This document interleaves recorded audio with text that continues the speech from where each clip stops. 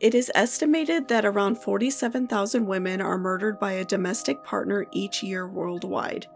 This accounts for about 6 out of every 10 domestic homicides that take place every year. And these figures are staggering, and unfortunately, because our justice system often does not take domestic violence as seriously as they should, it is often very hard for a woman to get away from a partner that is abusive. Today's case is about Alicia Bromfield and a man named Brian Cooper, who hoped to be Alicia's boyfriend. Instead of approaching Alicia in a kind way to ask her out, he instead used his status as her boss against her and trapped her into spending time with him. Alicia Bromfield was from Will County, Illinois, and she was born August 28, 1990. Alicia graduated Joliet Catholic Academy and was enrolled at Western Illinois University and was studying forensic science and criminal justice. Alicia has been described as a loving person, and she was excited to become a mother as she found out she was pregnant in early 2012. Although her baby's father was not involved in her life, she was still happy about becoming a mother, and she decided that she was going to name her daughter Ava Lucille. Alicia worked for a company called Grand Flowers Growers, where they set up displays inside of local Home Depots all around the Chicagoland area. Alicia was very happy with this job because she enjoyed the work and she was paid during the off-season, which was a great help for her because of school and her baby arriving. Grand Flowers Growers is where Alicia met Brian, who was her boss. Brian often called Alicia a whore and other derogatory terms when she declined his advances.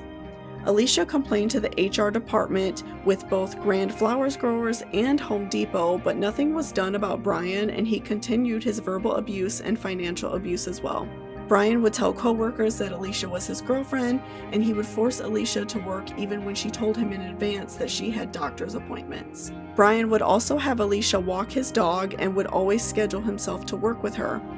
Again, Alicia complained to the HR department multiple times and they did nothing, and he was allowed to continue this behavior for quite some time. Brian knew Alicia needed a job, not only to support herself but her baby as well, and this job allowed her to go to school, which was a huge challenge for the to-be mother.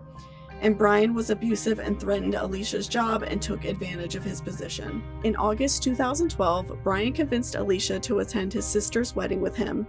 The wedding took place in Door County, Wisconsin, which was around a 5-hour drive, which I can imagine was an absolute nightmare for Alicia. Alicia's mother, Sherry, stated that she believes Brian held her job over her head if she did not attend this wedding with him as his date. Alicia spoke with Sherry the day of the wedding. She told her mother that her and Brian had gotten into an argument that day and were headed home. Sherry was concerned because Brian was supposed to walk his sister down the aisle, and she thought it was odd that they were leaving. Sherry also thought it was odd that they were not staying at the same hotel as the rest of the wedding party, and that Alicia didn't know where everyone else was staying. And this also speaks a lot to the characters of Brian's family as well as friends, that they were not willing to relay this information to Alicia and let her in as to where everyone else would be.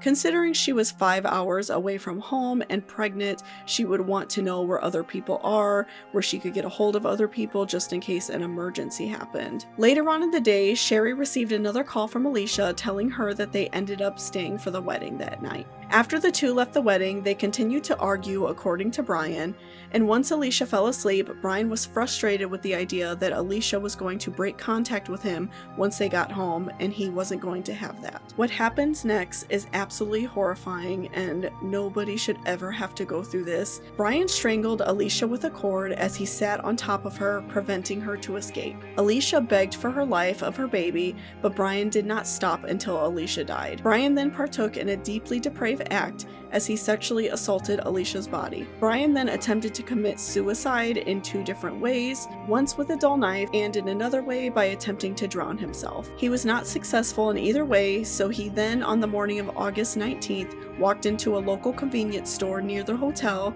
and asked the employee to use the phone so he could call 911. Brian then called and told the operator he wanted to report the murder of a 21-year-old Alicia Bromfield, who was his co-worker. When the operator asked if Brian was the one who killed Alicia, he said, quote, "I did," unquote.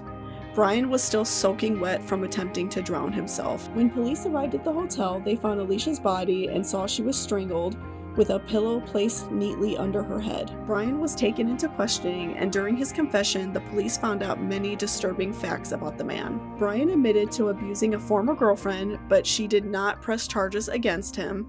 He also confessed to the lengths he went through to spy on Alicia. He set up cameras in his home so he could watch Alicia use the bathroom after she took his dog out for a walk. Brian also set up a camera in the hotel washroom so he could see Alicia coming out of the shower naked. Brian was then arrested and charged with 2 counts of first-degree intentional homicide and third-degree sexual assault. Brian pled not guilty by reason of mental illness or defect, and his attorney made the argument that Brian was intoxicated while he was killing Alicia, and he was incapable of understanding what he was doing, and that he was too drunk to know right from wrong. The prosecutors pointed out that Brian confessed to his abuse and that he was able to tell police what he did in detail, showing that he knew it was wrong.